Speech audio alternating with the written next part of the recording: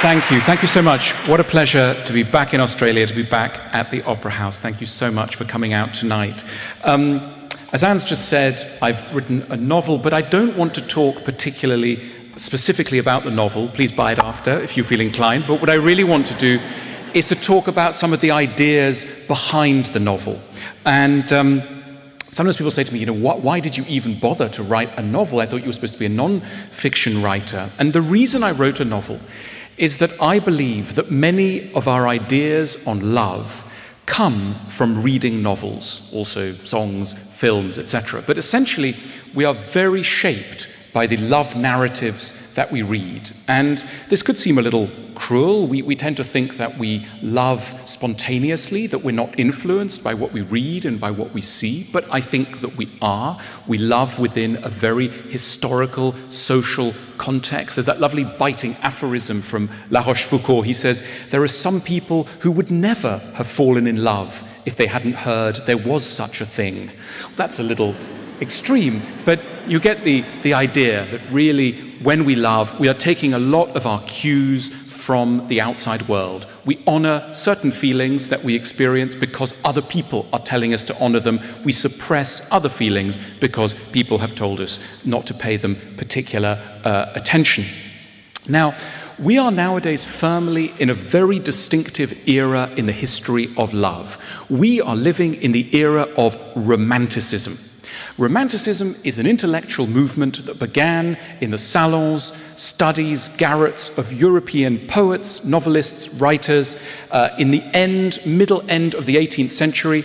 And nowadays, even if you've never heard of a single romantic poet or novelist from any garret in old Europe, and you're just having your love life here in Sydney, you are influenced, because we all are, by Romanticism. So whether you don't necessarily know about it or feel it or touch it, it is all around us in the ether. We are living, ladies and gentlemen, in the era of Romanticism. Now, what does Romanticism tell us about love? It has a very distinctive set of arguments about what love is like, what we should expect from love, and how relationships should go. And let me run you through a few of those romantic assumptions. I think the first and most central assumption is that for all of us out there, there is most definitely a soulmate. We may not have met them already. We may be swiping left, right, furiously in order to try and locate them. They exist, and eventually, if we keep going hard enough, we will find them. And when we find them, our soul will fuse with theirs. All areas that had previously been confused and lonely will be redeemed. We will no longer feel ourselves wordless, agonized, melancholic before the mysteries of existence. We have found a true friend, and loneliness will be banished. This, ladies and gentlemen, is the person waiting for us somewhere out there, the soulmate. How are we going to find this person? Well, big question. The dominant answer of Romanticism is by instinct. For most of history, the way that people were matched up was by the elders of the community, by parents, by other people than the couple themselves. It was what was known as a marriage of reason.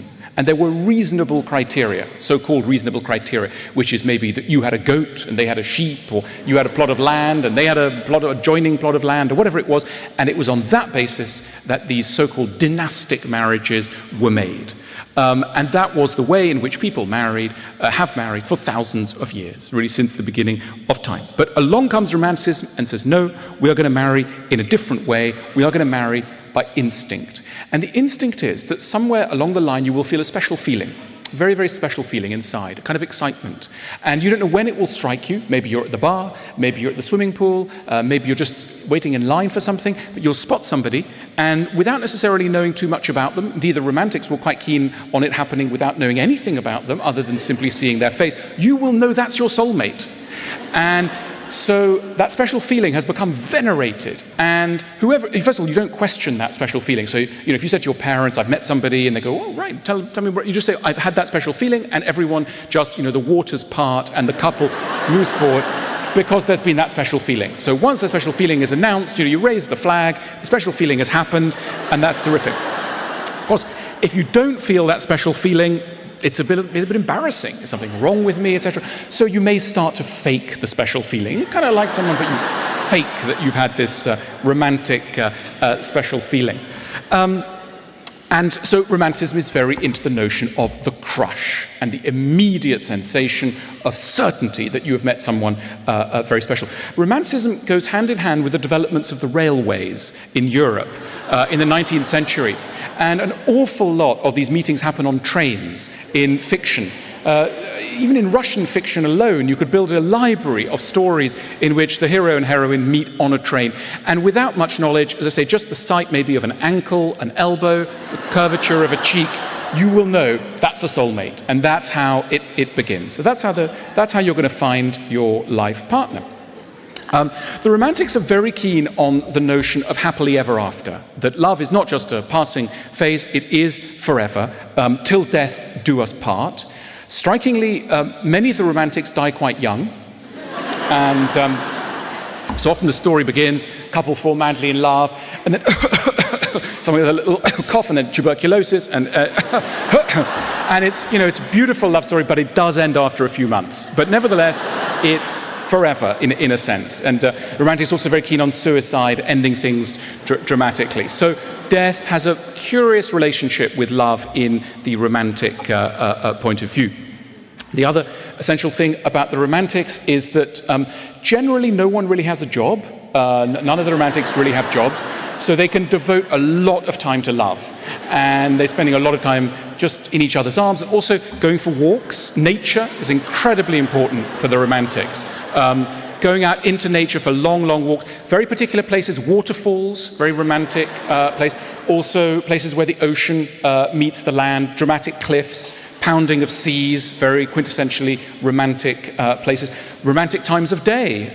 Dusk is a quintessentially romantic time, especially when, you know, you've got a layer of clouds and the underside of the clouds are lit up by the shafts of the dying sun, turning the sky a purpley, pinky hue. Very romantic sort of moment, a moment to enforce love through the help of nature. The Romantics have a very distinctive take on sex. People obviously have been having sex for all of human history, and there's been some love. But what the Romantics do is a remarkable fusion of love and sex. They basically consecrate sex as the summit of love and the ultimate expression of love. So far from being merely a mechanical action, it becomes the most sincere expression of your feelings for another person, almost divine expression of tenderness for another person. Very beautiful. It has a slight drawback, which is that it turns adultery into a tragedy, a catastrophe. Because if you believe, as the Romantics do, that sex is the crowning expression of love, then any interest outside of the couple will be catastrophic in nature. And that's why almost every great novel of the 19th century in Europe is about adultery, in one form or another, starting with Flaubert's Madame Bovary, moving on to Tolstoy's Anna Karenina, and on and on.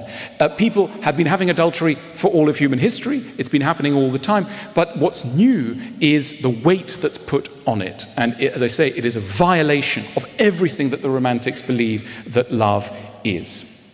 Now, I should say that many of these romantic ideas are very beautiful. They're very exciting, and we all live through them, and it would be naive to some way dismiss them as irrelevant to the way we live. They are everywhere, and they are at the center of how we approach love. But I also want to insist that Romanticism has been a catastrophe for our capacity to have good long-term relationships. And if we want to have a chance of succeeding at love, we will have to be disloyal to many of the romantic emotions that got us into relationships in the first place. Romanticism has spelt trouble for our capacity to endure and thrive in long-term relationships. Why do I say that? Well, let me run you through a few of the areas that I believe that Romanticism has spelt difficulty for us in relationships. So Romanticism replaced an earlier vision of human nature, which tended to stress how fragile, broken, and very sinful we all were, an old Christian idea. And Romanticism comes along and dismisses this attitude as hopelessly pessimistic and insists instead on the purity and good nature of every human being. For the Romantics place an awful lot of emphasis on children. And children for the Romantics are always good. They're always sweet. It begins with Jean-Jacques Rousseau in the mid-18th century. The child is the purest expression of humankind, and the only thing that makes a child bad is society. So only society corrupts children, but basically it's a sign that we are born good. And the older view, which was associated with Christian theologians like St. Augustine, which stressed the fundamental sinfulness. St. Augustine argued that all of us bear within us the original sin of Adam. And therefore, all of us, it's good to speak like this at a pulpit to an audience, but all of us are sinners or potential sinners, and therefore need to be at the mercy of others and of the divine in order, I'm a secular Jew, but the divine, in order to endure life. Now, Romanticism does away with this and says to us that all of us are angelic by nature. The interesting thing is that Romanticism coincides with the decline in organized religion. So just as religion is declining, Romanticism rises and is in many ways a replacement, a secular alternative. So when we get together in love, what's fascinating is the beginning of the use of the word angel to refer not to those winged creatures up in the sky, but to refer to other human beings. And there's a marked increase of this in the age of Romanticism. And nowadays, of course, many of us will cheerfully call our partner angel. So we are all of us, in a sense, through the lens of Romanticism, good people. Our wings have been temporarily put aside, but essentially we're pretty perfect people, not particularly tainted by original sin. Now, I think this is highly troubling for relationships because it leads to that absolute problematic dynamic within any relationship, which is self-righteousness. If you think that you're quite perfect and that your partner is quite perfect too, that's trouble anyway. And if you start a relationship, you'll soon start hitting upon things which will lead you to think that actually maybe they're not that perfect. Now, what do you do with that feeling if you're operating against an ideology that says that everyone, and that your partner particularly, is by nature good? Very unhelpful backdrop in which to negotiate the troubles of relationships. It's far better, I believe, to insist that all of us are, in various ways, deeply, and I don't mean this in any way in an insult, deeply crazy. I may not know exactly how you're crazy. I can tell you later how I'm crazy. I won't. Well, I might. But basically, all of us, none of us get through the gauntlet of early childhood, adolescence, etc., with our sanity entirely intact. We are all of us warped, distorted in very distinctive ways. It may take us 50 years to work out exactly how we're distorted, but we are distorted. And this is a fundamental piece of knowledge which we should be taking with us into relationships, with a big warning sign over us. Now, why are we so unable to conceive of ourselves as damaged and crazy, and therefore so prone to self-righteousness? Well, part of the problem is that all of us have very low levels of self-knowledge. And self-knowledge is really, really hard to come by, partly because there's almost a conspiracy of silence around us. People don't quite tell us what they think of us. And therefore, we go through life where the average person who's met us for 20 minutes has a deeper insight into many of our flaws than we might achieve over a lifetime. Why don't people tell us this? Well, there's really no motive for them to tell us this at many stages. Our parents are not going to tell us certain things that they know. They can see things about us, but they're not going to tell us because they're very kind, they wish us well. It's not really their business. They're not going to go into it, and maybe they're blinded by their own affection for us. There's our friends. Well, of course, our friends are not going to tell us certain things about our characters, the ways in which we're difficult in particular, because all they really want from us is a pleasant evening out. They don't care. You really have to care about someone to be bothered to go into all that stuff about their true character. And our friends, certainly, they can't be bothered. They don't like us enough. So it leaves then that other category, our exes. Well, our exes, you could expect that they will, somewhere along the lines, have told us, but the thing, on the whole, it's not really worth their while either. And so they tend to take their leave by saying things like they need to spend more time on their own, they need to develop their character, they'd like to go traveling. Nonsense. Of course not. They see certain things about you, but again, they're not going to go through it. They can't be bothered. They just want out. Let somebody else sort that out.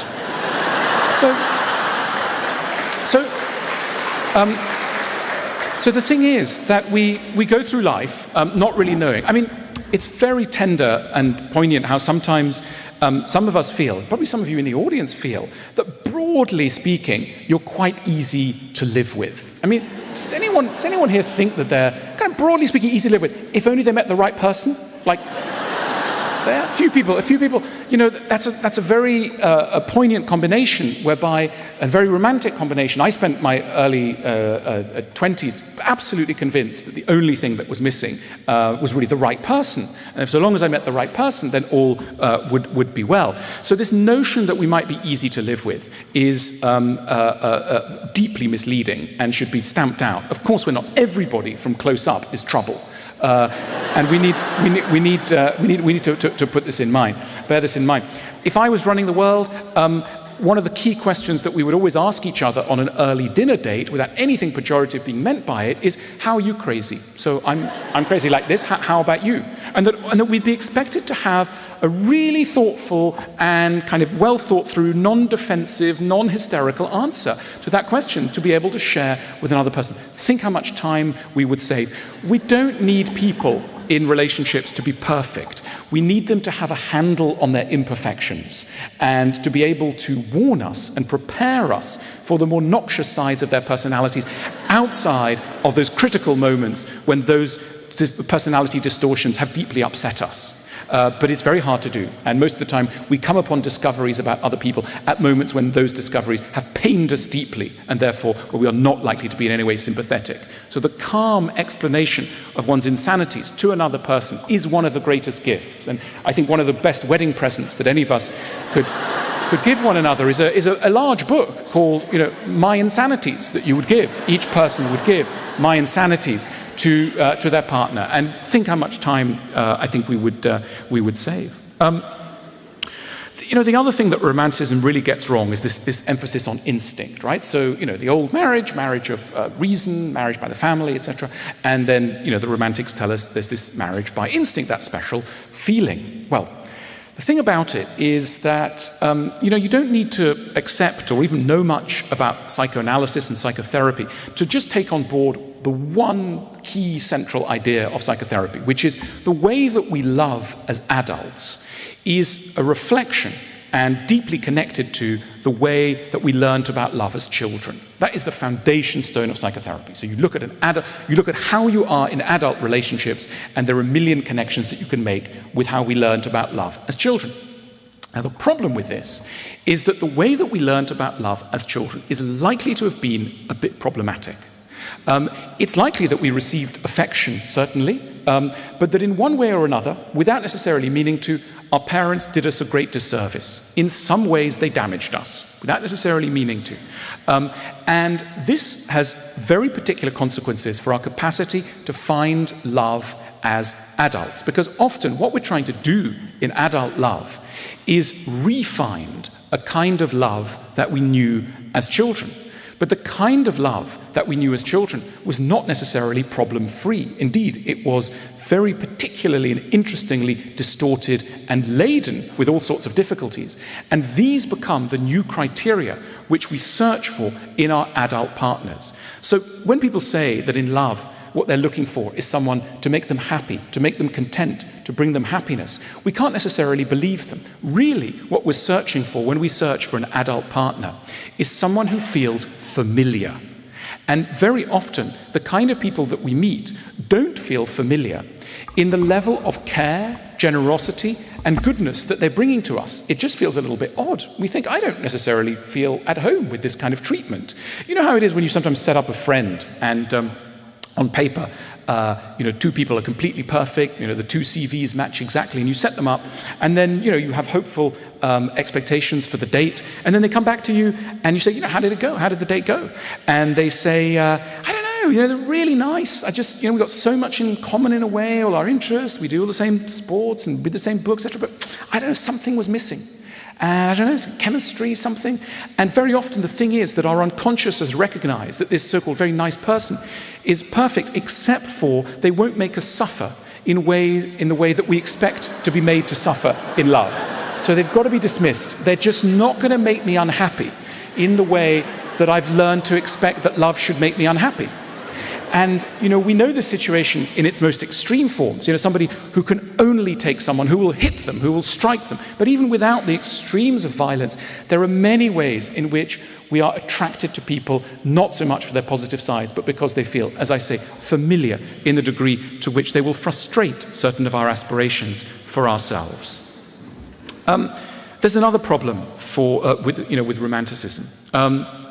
And that's really to do with the idea of honesty. Romanticism had an extremely high regard for the concept of honesty.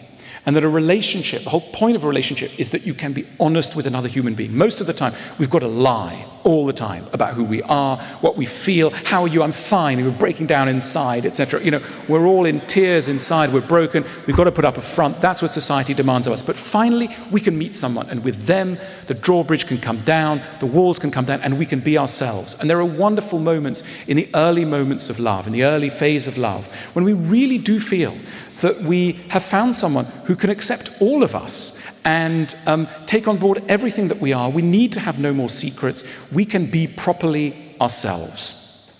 And the truth is that being yourself, fully yourself, around another human being is a treat that you should probably spare anyone that you claim to love, because it's really a little problematic.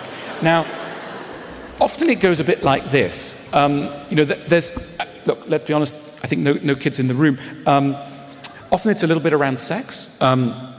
So in the early days of love, you've been a bit lonely in all areas, including sex, and you meet somebody and you say, do you like, that thing that you could do, like with a rope and like handcuffs?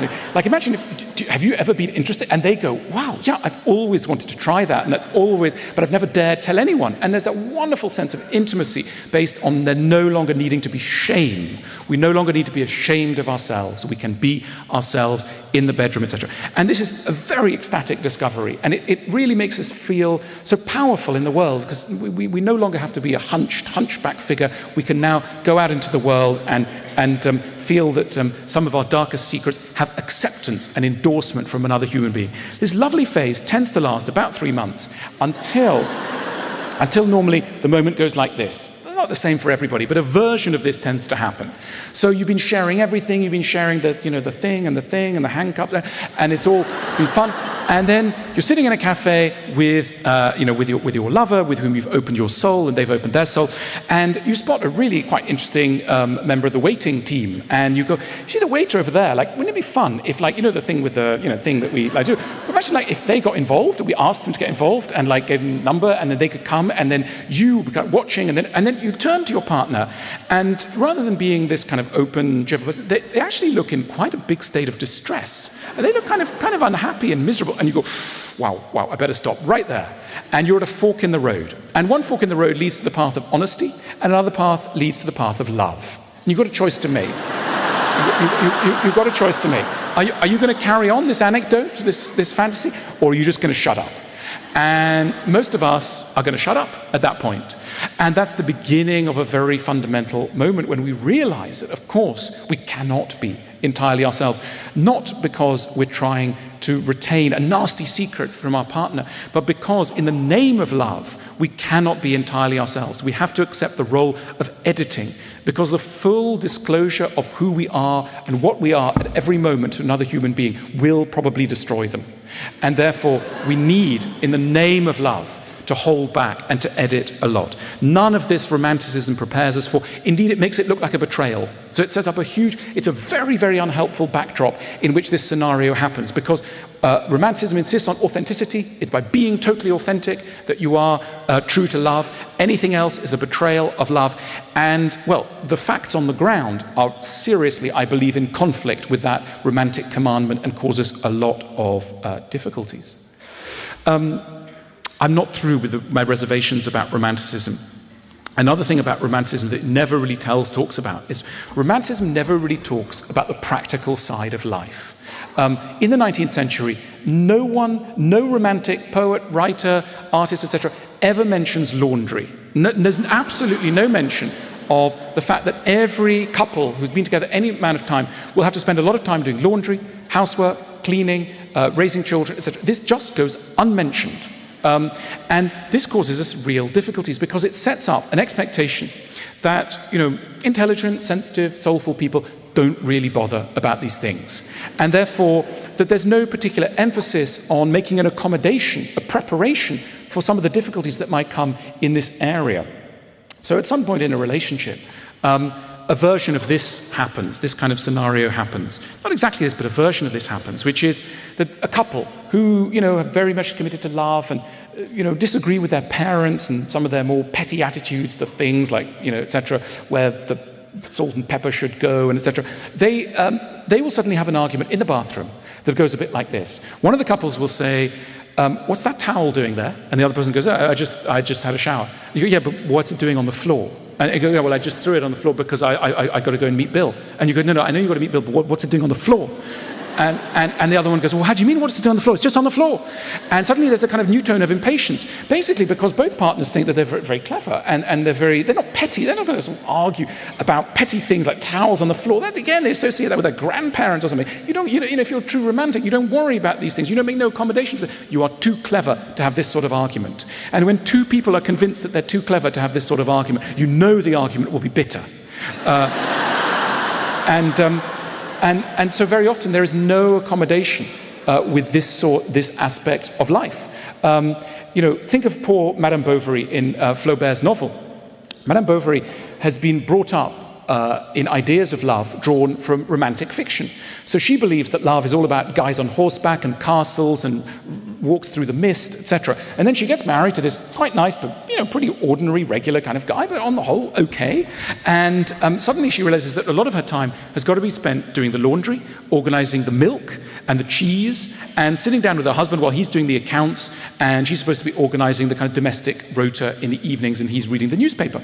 And she thinks that her life has gone terribly wrong, that it's a disaster. What has happened? She thought that she was marrying for love, and now she's ended up with this kind of domestic situation. And these doubts unleash a series of processes in her mind which will lead eventually to her suicide and death. That essentially the belief that the practical side of life has no place in a good love life is central to romanticism and a disaster for our chances of love. So towels, more on that in a minute. The other thing that the Romantics very much believe is the Romantics believe that you shouldn't necessarily talk too much to your lover, and that talking is often a sign of not really understanding somebody. So very privileged space is given in Romanticism to that account that we sometimes get at the beginning of relationships, that two people have understood one another without needing to talk all the time. So people will say things like, it was amazing, we were there, we were by the waterfront, we were chatting, and then, sometimes we were just quiet because we just understood, we just knew. I would say one thing and it was amazing. He knew, he'd been there before, she understood. It's like we had traveled immediately down the same path. We don't need to explain ourselves in the way that I had to in that horrible last relationship. In this one, I could be myself, and we're a bit wordless. And the Romantics generally believe that too much analysis, too much putting of words on top of feelings is a bad thing. A quintessential romantic belief is that you destroy feelings and emotions by thinking too much about them. I don't know if anybody in the audience feels, some people feel this, that if you think too much, you break things. That they're thinking too much is, I should have weeded those people out, but a few people have come here nevertheless.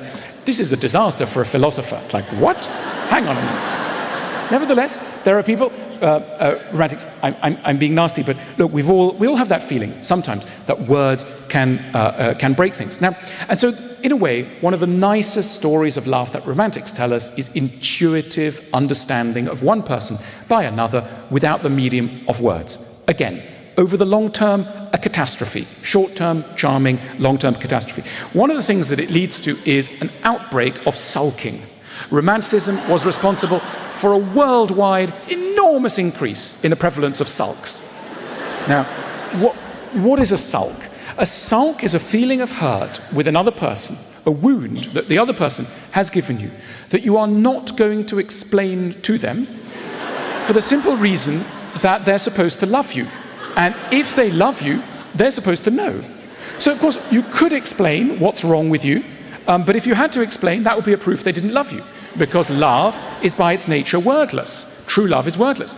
And that's why Let's say you're coming back from the party where that offensive thing happened, and you're kind of silent in the car deliberately. You're not going to say what happened because you're a romantic and they should know.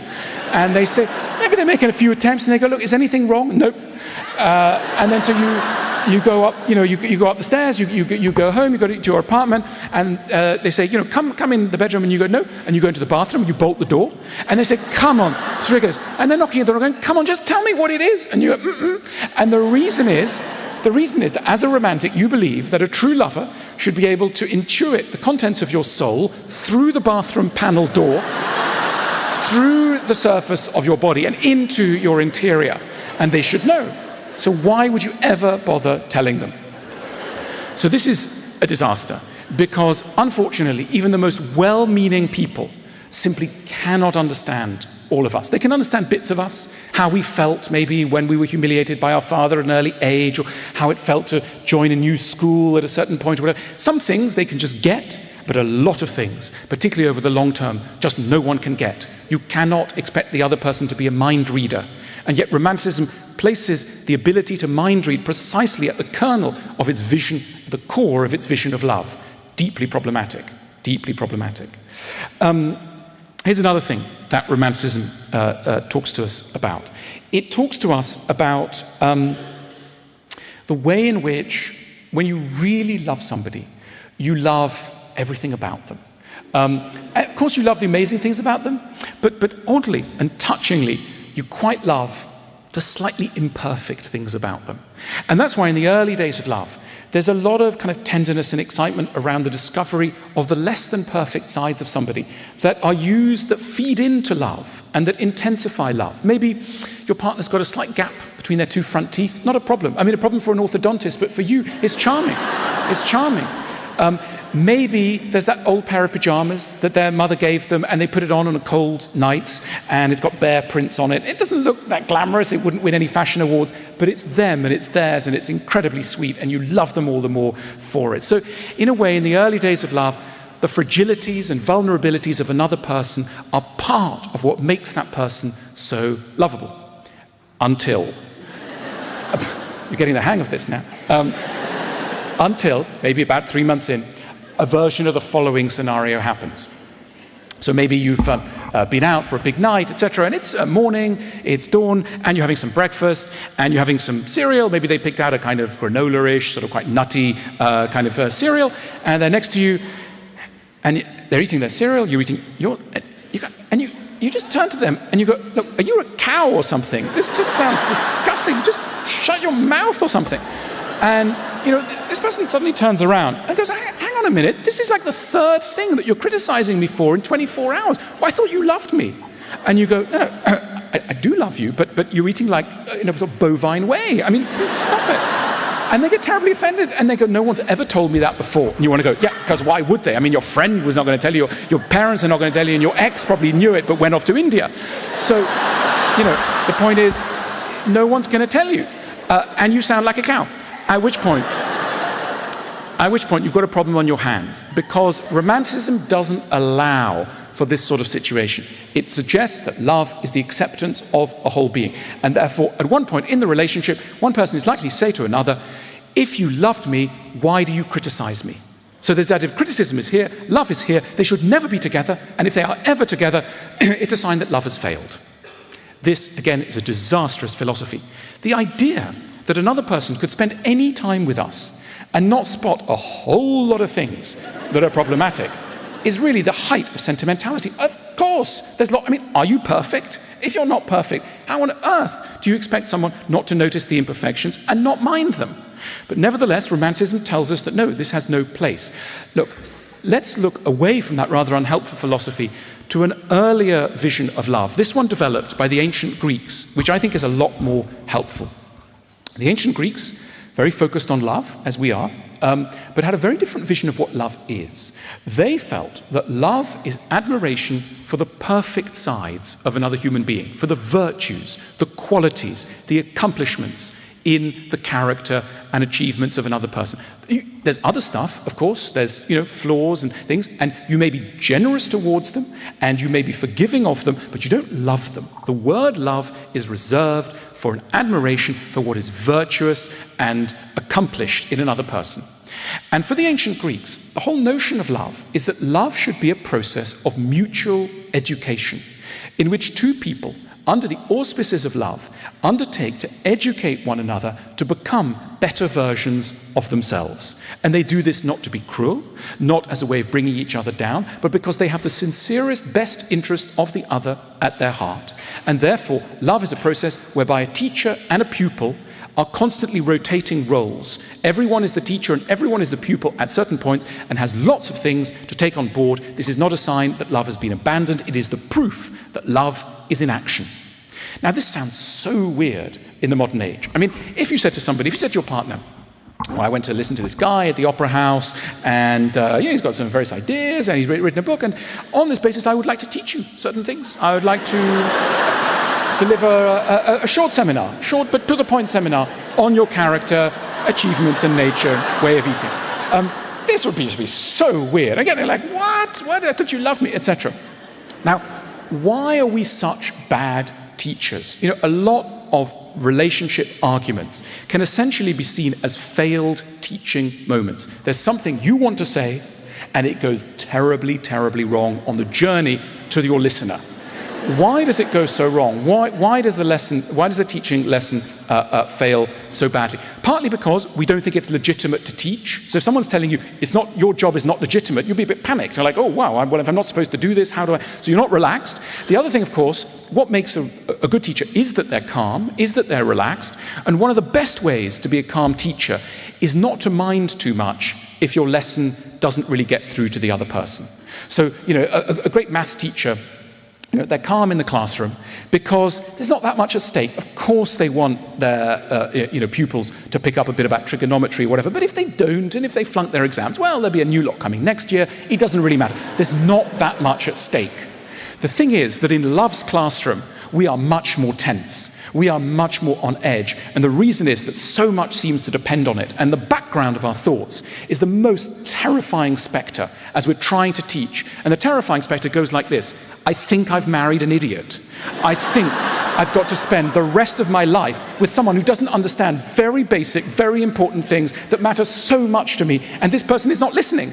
And because they're not listening, we're going to ramp up the pressure and the tension, and we're going to start to be rude, and we're going to start to humiliate, and we're going to start to swear. And the terrible problem is that no one has ever managed to teach anyone anything by humiliating them. By the time you are humiliating your partner in order to teach them something, forget it. Bye-bye, the lesson's over. You are never going to get through that way. As we know from HR departments in offices, if you want to teach someone something, it's got to be 99% honey and a tiny, tiny little criticism at the very end. I love this, I love that, I love that. Did you know that thing that... That's maybe how you've got a chance of getting through. But we don't do this. So in love's classroom, we do not accept that love should be a process of mutual education. We know so much about our partners that no one else ever does. We've got a ringside seat on their charming sides and on their insanities in a way that no one ever will. But because we think it's a betrayal of love, that knowledge can't be shared, used, and grown with, because we are so brittle and defensive. As students of this, we simply fail to accept that the other person, if somebody tries to give us a so-called lecture, we might even use that pejorative term. Are you trying to give me a lecture? And, of course, Plato would say, yeah, I'm trying to give you a lecture because I love you. Because I love you, I'm going to give you a lecture, and I hope tomorrow you'll give me a lecture. And that's the way it works. But the romantics are like, oh no, I'm not going to stay with her. She gives me lectures all the time. Oh, I must leave her and let me lecture. And so what happens when love's classroom has failed? Well, then things get rather brittle. And rather than trying to teach, the couple descends into a cycle of mutual nagging and shirking. What is nagging? Nagging is what happens on the other side of an attempt to teach. You're no longer going to try and teach, you're just going to insist. You're going to force the person to believe and to listen. You're going to get very controlling and sort of ministerial, and you're going to insist that they're back at a certain time, that they do this thing, and you don't really care whether you're going to charm your way into their minds or not. You just insist that it's done that way.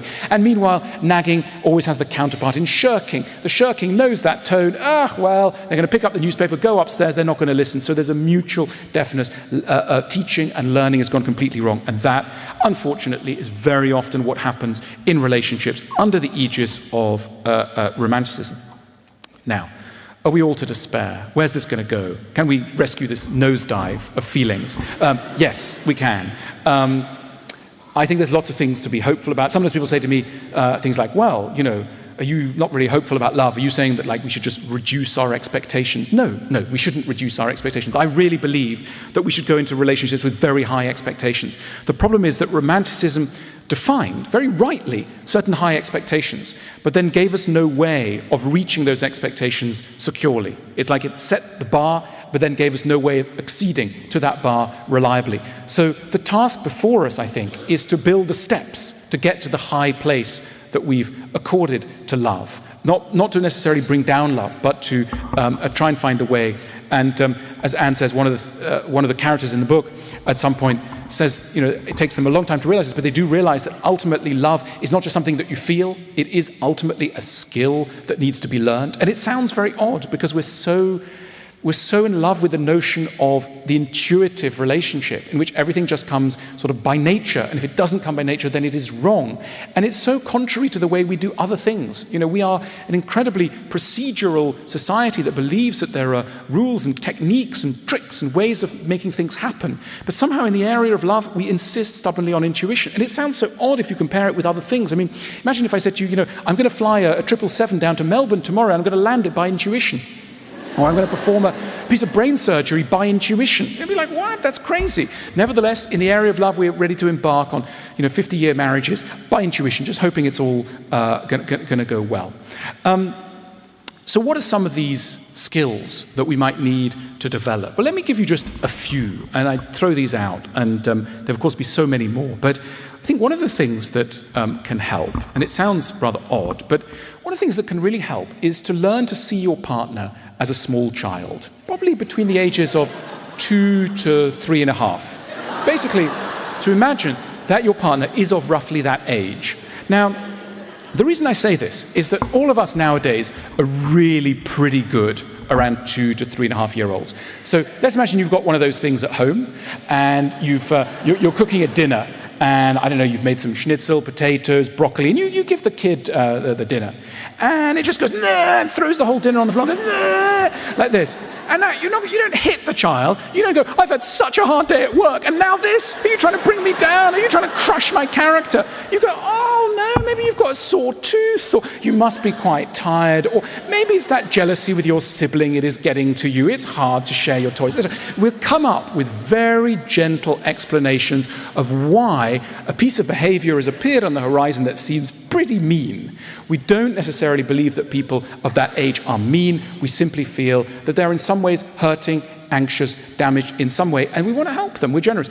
Our adult love affairs do not find us in that kind of mood. I mean, we're constantly going, you try to bring me down, you're trying to humiliate me, you haven't given me the attention I need. We very much take everything extremely personally. Part of the problem is that we don't look like children. I mean, this is really unhelpful. Like, if one of the great things about children is that they look like children. So you kind of just know that they are a child. But if you look at me, someone like that, you think, oh, this guy's an adult. He sort of looks like an adult.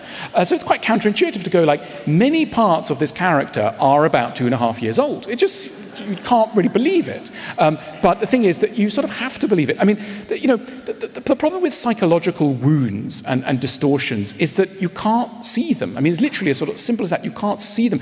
If I've got a broken arm, right? Everyone can see that I've got a broken arm. And you start to go, okay, the guy's like messed up his speech because he's got a bit of a broken arm. He must be in pain. And when he's going to walk through the door, we'll hold the door open. We'll make some special accommodation because we know he's not all that well in some way. It's just obvious he's got a problem. The thing is that all of us are kind of like that broken inside in various key ways, but there's no easy way of signaling it, right? We can't signal that we've got these wounds and breakages, etc. And so our partners don't necessarily give us the accommodation that they would. And that's why it's so important to realize that, of course, wandering through the world, everybody is very severely broken and in need of a lot of forgiveness, and generally, on the whole, not mean, just frightened. Most people are very, very scared, and the most appalling pieces of behavior normally have fear at the heart of them rather than evil. The other thing that's quite key, I think, and is a real achievement of love, is to learn to see your partner. Most of us, after a while, start to see our partners as idiots. They just are a bit of an idiot. And just like, oh God, an idiot thing has happened again with our partner. Now, this is why part of the reason why comedy and humor is so important in a relationship. You have to find a way to access the comedic part of all of you. Now, the interesting thing about comedy is that in comedy, many comic heroes are total idiots. I mean, if you think of someone like David Brent or Larry David from Curb Your Enthusiasm, these guys are just total idiots. But when we're watching the shows, we kind of do this amazing thing, which is we both know they're idiots, but we kind of like them. We do this amazing metamorphosis. We start to see them as lovable idiots, kind of lovable idiots. And that is such a piece of ethical imagination. To turn someone from an idiot to a lovable idiot in your imagination is a major piece of maturity. And if we're able to achieve that, even sometimes in love, we will have learned very much how to temper our more punitive interpretations of who it is that we've got together with. The other thing that we need, of course, is to really reckon with our habit of getting into crushes. It was very charming at a certain point how easily we've developed crushes on people. And, for a time it was thrilling and, it really kept us going through certain years. But, we really have to get over the crush thing. Because the thing is, you don't need to know someone at all well to know, even though they look completely charming. And it was lovely to see them in the airline queue or at the supermarket briefly, etc. And that's why you got a little tetchy when you got home, just because they were sort of lingered in your imagination that there was kind of an angel walking around the aisles of the supermarket or at the airport, and now you've had to go home, sadly, but there was this angel. We've got to get over it. And the reason we can get over it is by an absolute piece of scientific certainty, which is that there are no angels, there are only human beings, and every human being wandering the earth is very, very problematic from close up. You don't know how this person is disturbed and would drive you mad, but you have to know and take on board that they would. They just would. If you knew them better, despite their charms, and honestly their ankles look lovely, and their little bit of conversation that you had at the conference was just very promising, but the point is, deep down, they will cause you immense trouble, because, not they're evil, they're human, and everybody does this. So, in a way, we're so obsessed nowadays, partly because of technology, with the idea of finding the perfect person, the right person. We're all the time swiping left and right in the search for that right person. The truth is there is no such character. Everybody is going to be wrong in substantial areas. There is no such thing. Compatibility, ultimately, is an achievement of love. It isn't and can't and shouldn't be its precondition. And therefore, the notion that we can only really get together with somebody when we have found somebody who matches us entirely. The person who is right isn't the person who agrees and condones every aspect of our character. It's somebody who negotiates the differences between two people in a particular way, with a particular generosity and, dare I say it, sometimes humor. This is the so-called right person, but they're not that they are in some ways, magical ways, perfect. Look, the other thing, let's mention it just very quickly, around sex. We live in an age of very high expectations around sex. Romanticism has prepared us for very high things. The whole subject is a little bit of a veil of tears, to be honest. There are really two things that we want in this area, and they run in completely opposite directions. All of us want safety. We want to be really safe and loyal with somebody, and loyalty brings with it safety. So we really want safety. And the other thing we really, really want is excitement. And the two just point in completely different directions. But periodically, and it happens on a kind of 20-year basis, people come along and go, I found a solution to this kind of like safety, excitement thing. And you go, what is it? So in the 60s, people were telling us, it's called free love. So basically the deal is that you get a bit of both. You get like safety in one corner, and you get like excitement too, and it's really great. And nowadays we're deep in the age of polyamory. So a lot of people go, like, there's this thing I've heard, it's called polyamory, and it's great, it gives you everything. And jealousy is just this thing, it's dreamt up by capitalism, and you just, head out there. Well, ladies and gentlemen, it just is not true. These two things are deeply incompatible. I'm not going to go into too much why. We can discuss that later if you like. But essentially, you really have to make a choice between varieties of suffering. What kind of suffering do you want to go for? Like, do you want to go for, and also what kind of upside is more important to you? Do you want to go for like the safety loyalty thing, which is terrific? You get, fantastic kind of coziness, really sweet, but you will be missing out. And sometimes in the suburbs on a Saturday night, you'll be like, oh wow, what's going on in the bars and the kind of swinging places of the city, and it's not for you. So you've made your choice, and then of course, there's the other choice, which is excitement, which is terribly thrilling, and new people all the time, and the first time you undress them, and it's all thrilling. But of course, it's utter chaos. Your life's full of recriminations, full of jealousy, full of confusion. The children are in a mess. But, there's the excitement. So really the choice before us is, what variety of suffering do you want to go for? Do you want to go for the chaos bit or the kind of boredom and stultification bit? Which one? It's like a choice. And, it's funny. It's good you're laughing, because I recently went... I recently went to the United States and did a book tour, and it didn't happen so much on the East Coast, which is like more closer to a kind of European sensibility, but by the time I got to California, by the time I was talking about this, there was literally a stunned silence in the room. I'm like, what? Well, you're saying like this, you can't make things perfect? What? We live in LA, like what?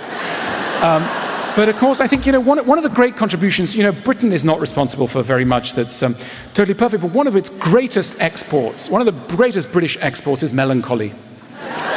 And melancholy is a really kind of useful emotion sometimes, because it's not fury, it's not rage. It's like, life's imperfect, but I'm dealing with it. I'm coping with it. I've got Morrissey, I've got Bach, I'm handling it. It's under control. And I think this is an area, this is an area where we may want to have recourse to that peculiar British gift to humanity. Look, am I saying that we should always stick with people? Are we in danger of saying that in that case anyone is worth sticking with? I don't want to say that. In many ways, marriage is a pretty nasty thing to do to somebody that you claim to love. It's putting them through some pretty difficult stresses. But and there are undoubtedly sometimes people that you should leave, some relationships which should be broken up. How can you tell? How do you know whether you should leave somebody? And I think there's almost a kind of simple rule of thumb. I think if you can look at your life, honestly survey its good and bad sides, and if you can honestly pinpoint all the things that are making you profoundly unhappy to your partner, if you look around and you think, okay, all the things that are really bringing me down, it's them. It really is them. It's them. Leave. If you really can feel that, just leave. Right? Then you should leave. But if you honestly take an audit of your sources of unhappiness and the many causes for which they're reverberating through your soul, and you look at your partner and you go, I'm not sure if I can fully blame them for everything, then stay.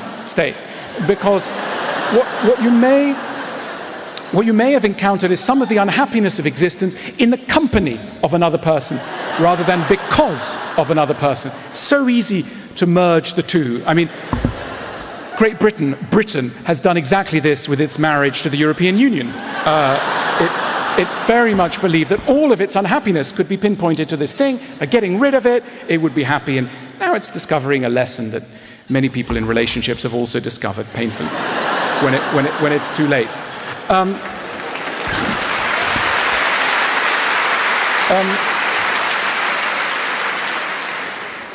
Should we even bother with marriage?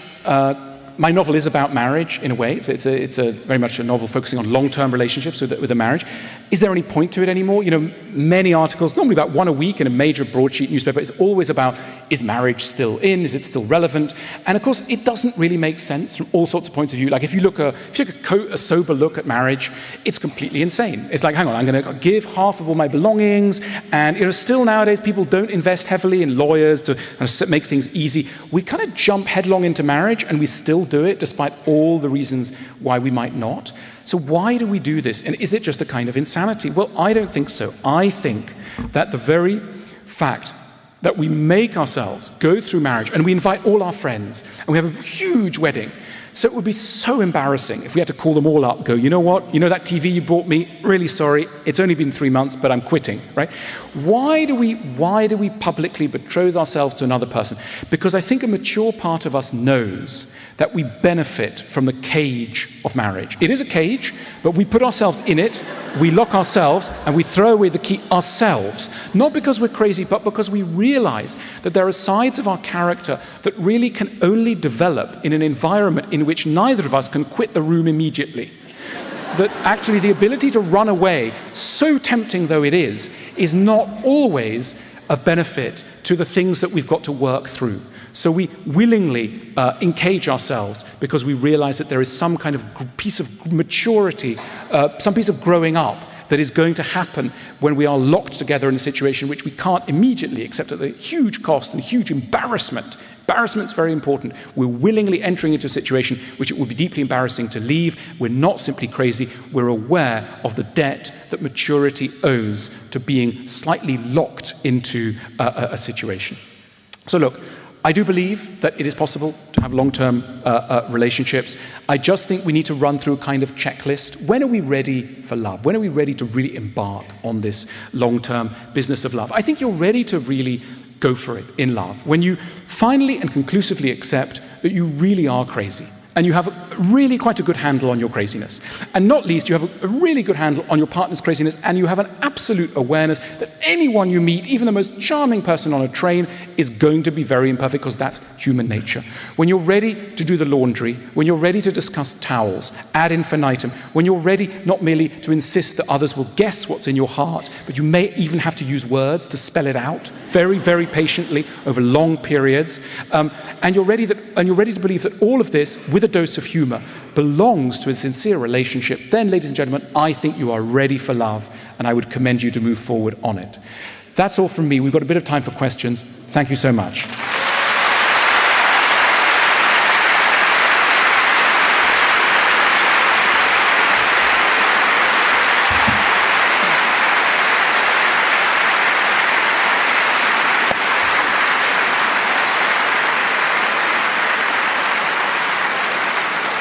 Thank you. So there are some mics, and so do approach them with a question, a confession, a vulnerability.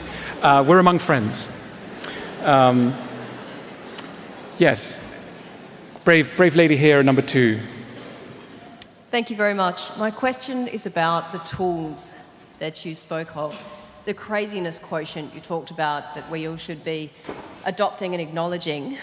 Is there a system that you think you could be developing, just like we have for job interviews and those sorts of things, and for quite sophisticated dating sites that aren't just related to how big certain bits are, but about the compatibility? Because as you referenced earlier, time gone by, we had arranged marriages, we had elders. So with the absence of that system, is there a new portal, a new drop-down menu that you have in mind?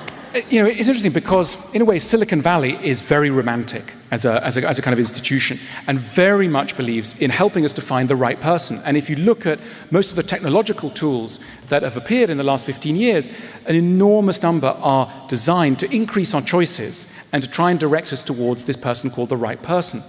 And I try to hint that in a sense that's useful, and in a sense it's unhelpful, because this emphasis on rightness and this notion that just with a superior piece of technology and algorithm, we will get to a person with whom there will be no friction, sets us up rather dangerously for the reality of love, which is that everybody is a different person.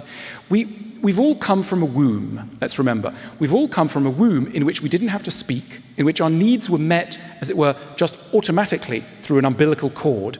And it takes a good long time, good 50 years or so, before we realize that we have actually left that environment and that no one can fully understand us. That if you're lonely with, say, 40% of your life only, you're doing really well. But I mean, the idea that you're not going to be lonely is very misguided. And therefore, I would be wary of utopian experiments with matching and constant attempts to match. What we really need is, apps and bits of technology that teach us patience, that teach us resourcefulness, inner resourcefulness, that teach us forgiveness, that teach us humor. To date, that hasn't happened at all. There are no apps. It was interesting. I was invited to a Google conference the other day in the UK, and Eric Schmidt, the chairman of Google, was talking about what Google was planning in the next sort of 15 years. And it was like putting people on Mars and curing cancer and X-ray vision, I don't know, all sorts of things, amazing things. And then somebody in the audience says, Mr. Schmidt, is there anything that you think Google can't do, like things that are beyond technology? And he laughed and he went, well, we're not exactly about to invent an app to teach people to be more forgiving. And he laughed. And anyway, as though, what a mad thing. So then, fortunately, I sidled up to him at the reception afterwards and said, Mr. Schmidt, you're curing cancer, but you think it's impossible to create a piece of technology which will assist us in the task of being more forgiving. I profoundly disagree with you. And anyway, we had a kind of conversation. But I think that, look, to some extent, my book is a piece of technology. Very old-fashioned, glued together, doesn't move or sing or light up, but it's essentially a tool, a piece of technology. I wrote a book. I don't like entertainment. I don't like entertaining people for the sake of it. I am a teacher, and I've written this novel. It's not boring, really. Well, nothing happens in it, really. But really, it's following two people in their attempt. They go from being romantics who believe that love is just a feeling to slowly, they realize they're going to break up and they're going to create a disaster in their lives unless they learn some lessons of love. And the novel is, taking you through that journey. It's an attempt to teach through the medium of a novel. And I think that we need that sort of intervention into our lives. And Anne very kindly mentioned the School of Life, which is opening. The School of Life is dedicated to trying to skill people up in this area. It sounds so unromantic, and I apologize for it sounding so unromantic. If you said, I've just come back from a class in which I've learned how to interpret the moods of my partner, you think, oh my God, that sounds horrible. Really? You went to that? Poor you. And of course, the old thing is when people go, I'm seeing a therapist. Everyone goes, oh no, poor you. The relation, and we're seeing a marriage therapist. Oh my God, well, it's clearly about to be over. Whereas, of course, there is no surer sign that a relationship is on safe ground than that a couple has taken the step to try and examine it logically. So, anyway, I'm rambling, but I hope that in some way answers your question. Thank you so much. Other thoughts? I just wanted to know, what are your thoughts on the search for love through things like Tinder? Yes. Okay, let's go back to that. I think that Tinder, again, excites us because it makes the choosing of people. It places the emphasis on the story of love at a very particular moment, which is the moment of choice. And it's not surprising because our culture is so obsessed. Most love stories are not love stories. They're the stories of two people finding each other, overcoming certain obstacles and getting together. It then ends. The story then ends. So I don't really have a problem with Tinder. I'm sure it's fun. The thing is, if you have a bit of a high profile and you're married, sadly, you can't go on Tinder. So I have no idea. I have no idea about Tinder. But that was a joke. That was a joke. But it places the emphasis in the wrong place, which is it leads to an impatient search. You're throwing a lot of human beings away. Look, I as a secular Jew, I love the Christian idea that once you know about love, you could love anyone. And Christianity really emphasizes this point, like you could love anyone. You could love a leper. You could love someone with leprosy. So imagine Twitter breaks down and goes, actually, stop this choice. We've chosen you a leper. Please love them. You're like, oh no, I don't want to love a leper. I can't swipe. You're trying to swipe and the thing doesn't swipe. You're stuck with the leper, right? Wouldn't necessarily be bad. It would teach us a lot of things. And I think that the more you know about love, the less important it is who you're loving. I don't mean that you haven't noticed that you're loving a particular person, but you realize that everyone, and that the act of loving anyone is going to require many of the same resources. And I think that our technological Tinderish age has deeply forgotten that lesson. It is the lesson of art. If you think of what are the novels of Dostoevsky but a constant attempt to take us behind the scenes of people who look pretty disgusting at first swipe. Like, you wouldn't have gone, Raskolnikov, lovely, match. Right? Murderer, Napoleonic visionary and egomaniac. You wouldn't have gone on a date, right? But Dostoevsky takes you behind the scenes and goes, behind this profile is a human, and discovers the humanity behind the profile. And I worry that our age is getting ever less adept at that maneuver, but for me, that maneuver is love. Okay, 3.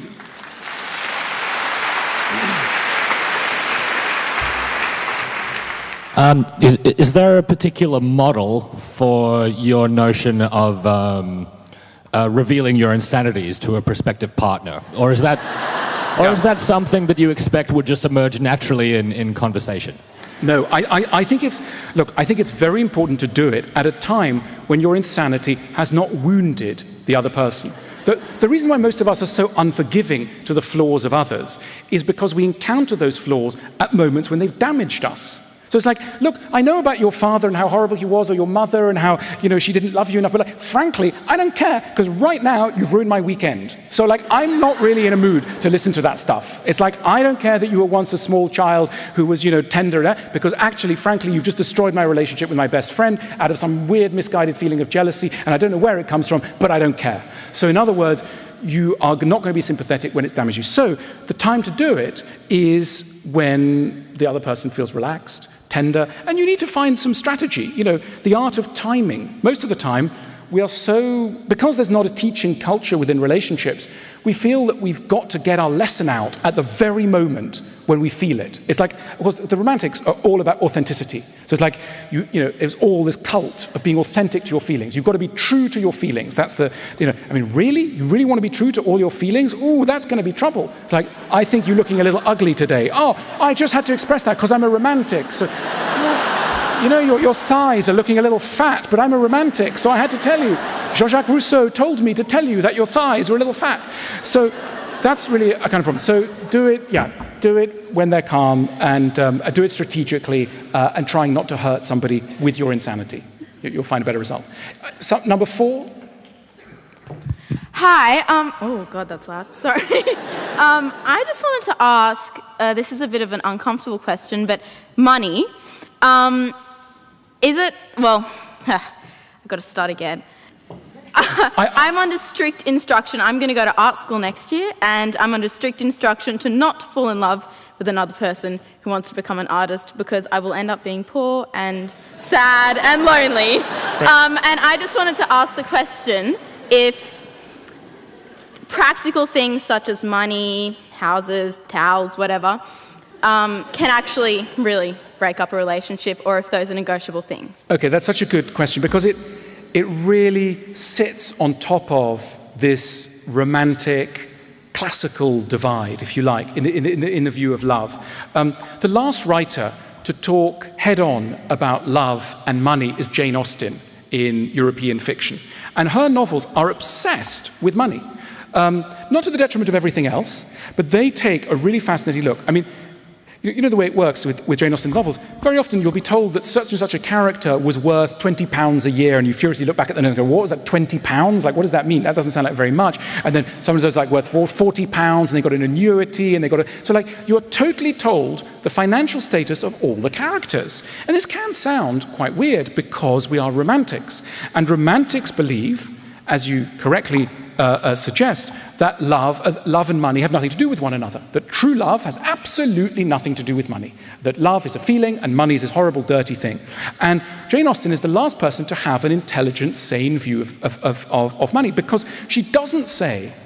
There are characters in her novels. In Mansfield Park, there are these characters whose name I now forget. I forget her name. There's one couple that gets together primarily for money, because they're financially interested and only financially interested, and they have a terrible life. But Fanny Price, the heroine, she's a little bit interested in money. In other words, she sensibly knows that money has got things to contribute to a good relationship. And she doesn't see this as a sign that she's an evil person. She simply sees it as a practical recognition of what money can do and what practical sides of life do to emotions. And, I would recommend a Jane Austen view of your dilemmas in art school. In other words, it's not that you're a bad person that you think of it. And frankly, yes, there are plenty of extremely nice people who are making a miserable, dry, brittle living in the financial sector who would love to infuse their soul with a more artistic temperament. And I would recommend you do that. Yeah. I have a very simple question to say. Just to give, my question actually is, how do I bring romanticism in my marriage after being married 37 years today? Right. And well, congratulations. Our marriage actually was an arranged marriage according to our culture. Our parents chose each other for us, and we blindly accepted it, even though we had our own personal views, but we said yes, because our parents said, he's stable, he has his own business, he will keep you safe and secure. Money being the issue. Yes. Well, look, I think that some of the thing that happens is that when you love somebody, you want to lay claim to them. You want to own them. You want to possess them. But to a great extent, I think we don't appreciate things or people that we possess. We don't appreciate what we have. And I think that the question that you're asking is not really about romanticism, it's about appreciation. And I think it holds true not just for relationships, but for everything. Marcel Proust was once asked by newspapers were doing silly questionnaires even then, and he was asked by a newspaper how he would feel if he heard that a meteorite was heading for the Earth and would soon destroy civilization. This is like 1919. And he said that it would be a marvelous thing, because suddenly everything in life would be so full of meaning, beauty, charm. He would rush to go to museums that he hadn't been to. He would undertake journeys. He would fall in love. He would appreciate his friends, all of these things. And he said rather poignantly, the thing that prevents us from noticing all of these things is the feeling that it's forever and that we already possess them, when in fact all of us might die this evening, he says. He was a hypochondriac, but a good one. But I think we can take a little lesson from Proust's book. Imagine you and your husband might die this evening. That's the single most romantic. This might be your last evening. That's what you should do.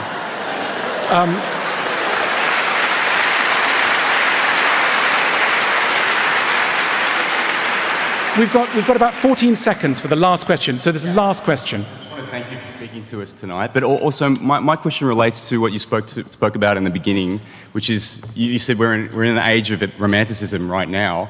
What do you think has caused the persistence of the age of romanticism, like for centuries? Yeah. What do you think the next evolution is for love and persistent relationships? Look, I don't want to sound like one of those guys, but to some extent it is to do with the commercial system we live within. It's so much easier when you're trying to sell someone toothpaste to sell it with that initial heady, ecstatic moment of love. There's a huge interest in talking about that. It's deeply exciting. The moment two people get together is one of the most exciting things in the world. So no wonder we keep scratching that bit of human nature. It's no surprise if I was making a Hollywood movie and I was spending £100 million and the choice was between, a long-term relationship or that heady moment. You go for the heady moment. I mean, the only filmmaker who's ever made a sensible film in the last 10 years about marriage is Richard Linklater with his beautiful film Before Midnight, which is about the only adult description of love. And it was a very small grossing movie, but please go and see it if you can, because it's one of the great films. But we're surrounded by people who have a lot of interest in exciting us around the early moments of love. But the fight back begins, and it begins here. And it begins with a novel I've written and with you listening. So I encourage all of you to come and see me afterwards, get your book signed, and to begin a new way of approaching love. Not in a cold way, not with cynicism or with pessimism, but with a healthy belief that the best way to get our relationships to go well is to overcome certain of our romantic illusions. Thank you so much.